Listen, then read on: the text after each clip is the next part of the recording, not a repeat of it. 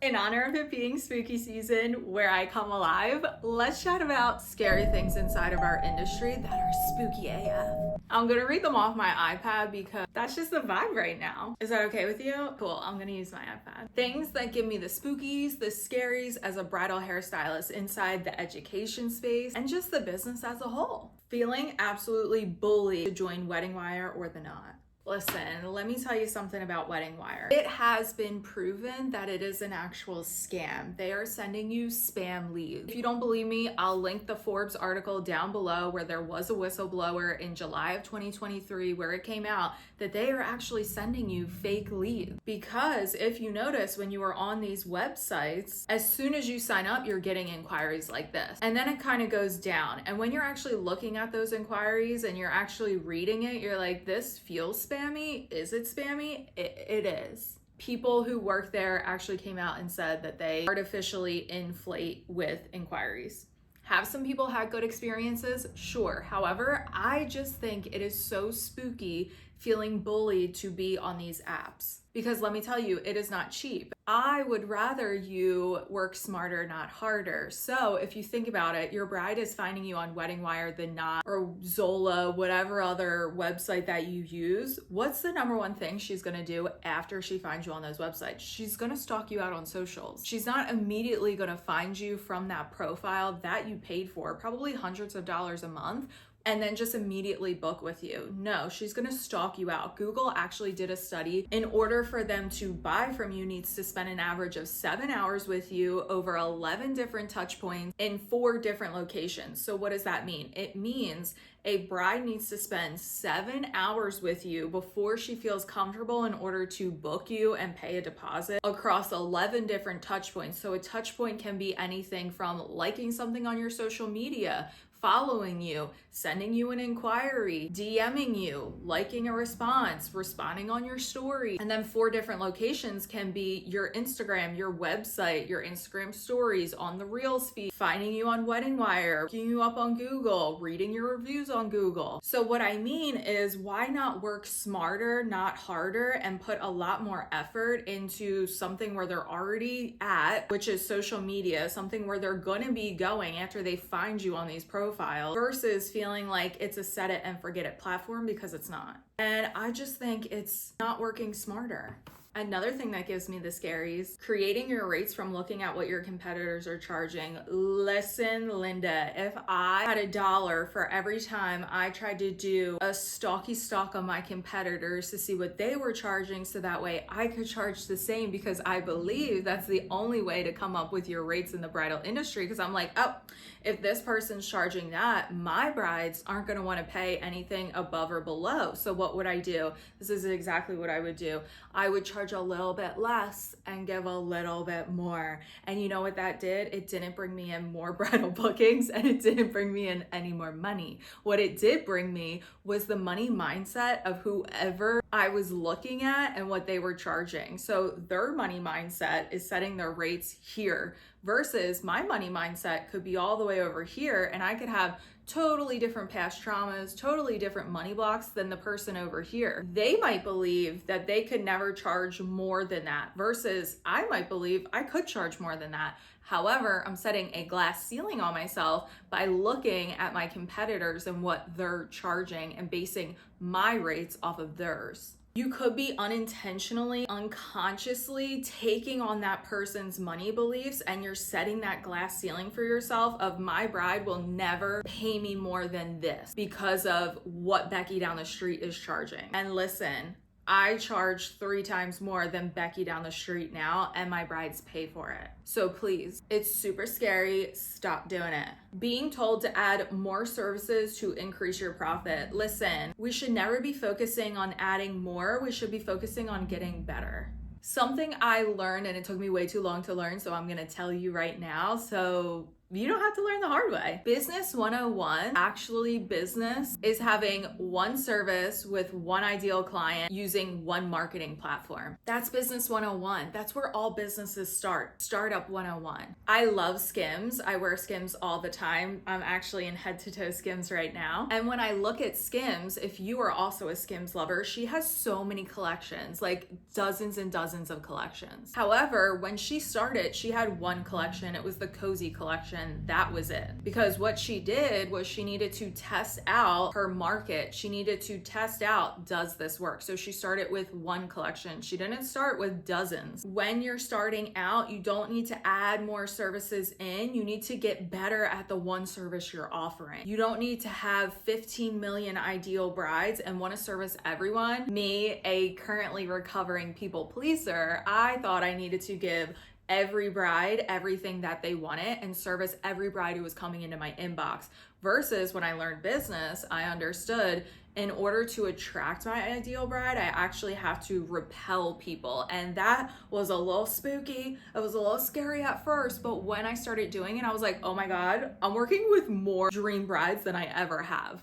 Because I stopped focusing on adding more and I focused on getting better at that one service for that one ideal bride using one marketing channel, which was Instagram, versus trying to be everywhere, because it's so much harder to attract the right ideal bride by speaking to everyone. You want to narrow it down to one person. Believing the only way to earn six figures is to have a team doing weddings without you. Listen, grab the mother flipping handcuffs, because I'm so guilty of this. When I started my bridal industry journey, I came from working on a team of 20 plus hair and makeup artists. So it was my mindset of, oh, this is the way you're successful. Oh, everyone else in my local area does hair and makeup. They have a bridal team. They're doing weddings without them. That's the way to scale. That's the way to have more money. That's the only way that I can have a six-figure business.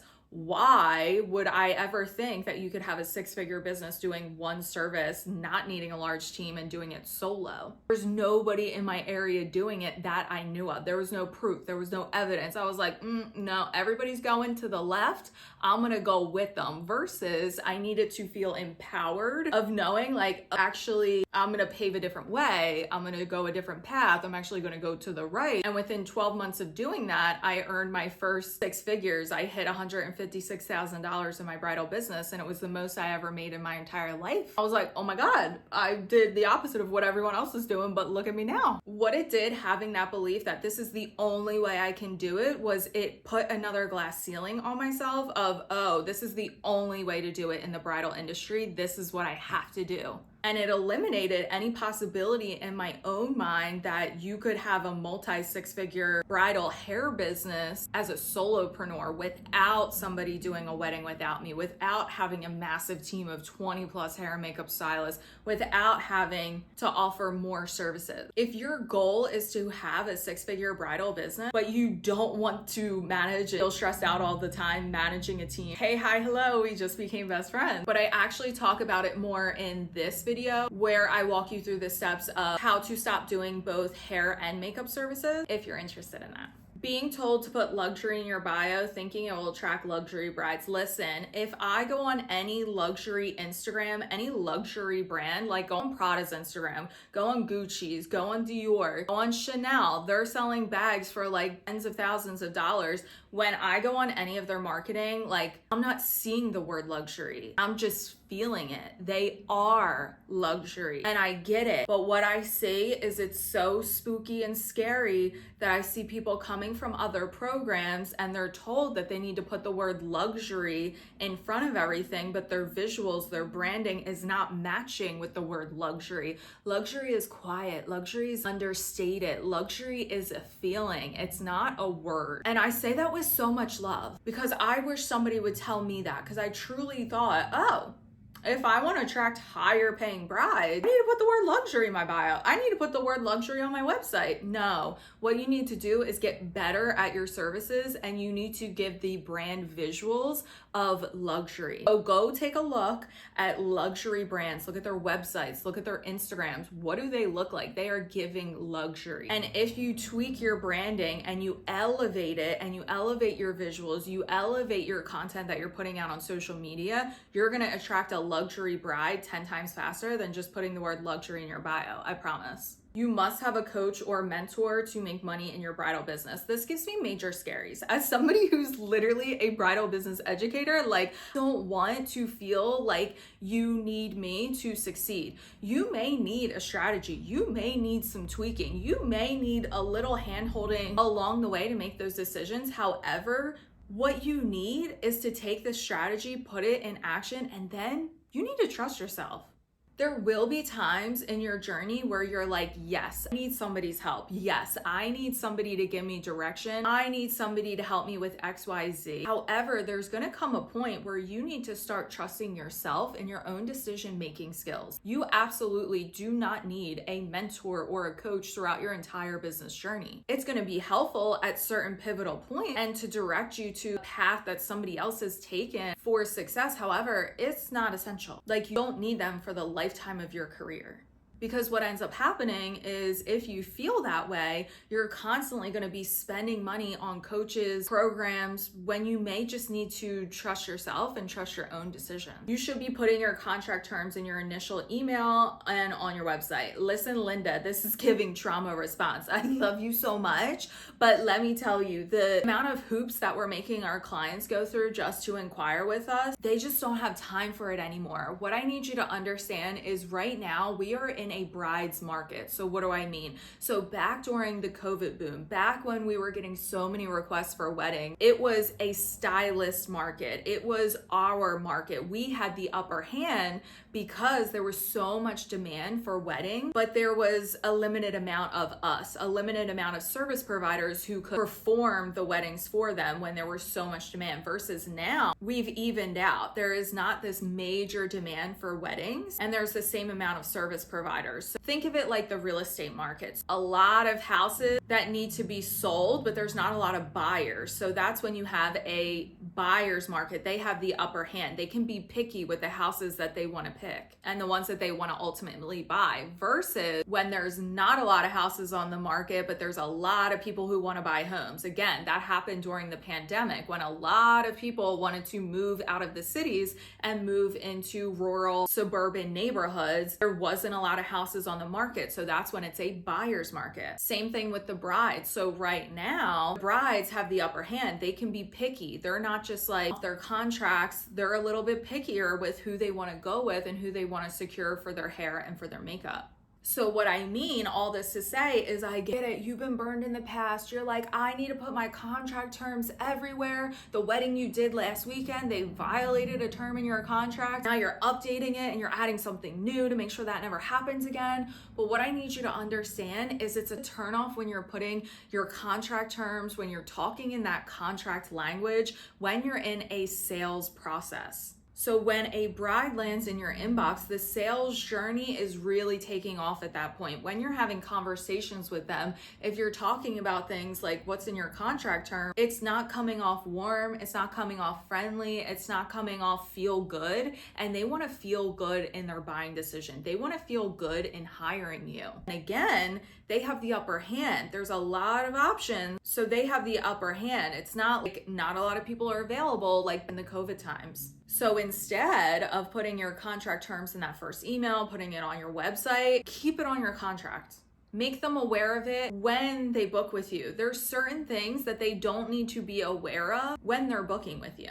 You're hiring a plumber. Imagine you send in inquiries to a plumber, you're on the website, your drain's clogged, you're like, WTF, I gotta get this fixed. So you send an inquiry. You get an immediate response and they're like, thank you for your inquiry. Please note there will be an additional $300 fee if any hair needs to be unclogged from your drains. You're like, okay, I'm scared. I don't know what to do. I don't really feel safe here. It's not giving feel good vibes.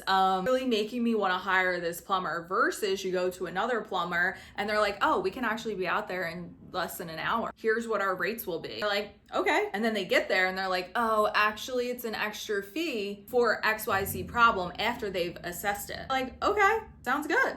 So instead of upfront punching them in the face with your contract terms, when you're in the moment, you can use your contract to like back it up, but you don't need to like shove it down their throat in the beginning. I love you so much, like so much love. There's a time and a place for it. And I just feel like right now you're turning more people off versus bringing more brides in. It just might be something giving them the scaries, and it gives me the scaries when you're told to do this. All they're hearing is, wow, this girl is so strict, I'm kind of scared of her, versus wow, this girl is so professional, which is like, I know you want. You don't want to give off that vibe. So that's why I just think it's a little spooky. You'll earn 20K months passively, not disclosing that you'll be building a team. Here's the thing that I learned. In our line of work, passive income just like exists. And any passive income, anyone will tell you, number one, it doesn't start out as passive income. It has to have active income before you go to passive income. So don't be sold that lie. It is spooky, it is scary. Having a team is not a passive income stream, meaning you will need to be actively managing that team daily, weekly. You need to actively be the administrator who's in the emails, who's scheduling, who's getting the team together, who's keeping everyone aligned, who's keeping the culture of the team alive and well. Nothing passive about having a bridal hair and makeup team, especially if you're doing it the right way. So if you feel you're gonna have passive 20K months when you're having a team, what you're gonna have is a lot more expensive. You can earn 6 figures fast and easily. I mean, if I knew this, it wouldn't have taken me 5 years to do it. Does it need to be hard and complicated? No. Can it be simple? Sure. Will it happen overnight? No. Don't we wish? Chances are where you're at right now with your bridal business, everything that you have right now is a result of the actions that you've taken to this point. It is a result of the beliefs and the mindsets that you have at this time. You've built the business that you have today. You're comfortable with where you're at, and what it takes to get from a 5-figure business to a 6-figure business is a lot of change with your mindset, with your skill set, putting new strategies into place, taking action even when it's scary. And it's gonna require a new version of you, new effort and sacrifice on you in order to show up and get there. Meaning 6 figures isn't gonna happen in 3 months, but if I told you in the next 12 months, you'll be able to generate and have mapped out your 6-figure year. The faster you take action, the faster you will reap the rewards of that success. What I have found is that wealth loves speed. The faster you take actions, the faster you remove a mindset block, the faster you implement, the faster you take sacrifices, the faster you're able to learn to say no. There's just so much mindset of getting from a 5-figure mindset to a 6-figure mindset. You have to unlearn all of these bad habits and you have to instill new habits. It's 3,000% possible. I've done it, but I just don't think the belief that it's quick and easy and it's fast should be the narrative, because that's a little spooky. The second you release the short-term mindset and go towards a long-term mindset is one of the first action steps you can take to hitting 6 figures in your business. And if you're ready to take your business from 5 figures to 6 figures, join the waitlist for Bridal Boss Academy, which is opening in November. Don't let any of these spooky scaries freak you out. Enjoy spooky season. I'll see you in the next one. Bye.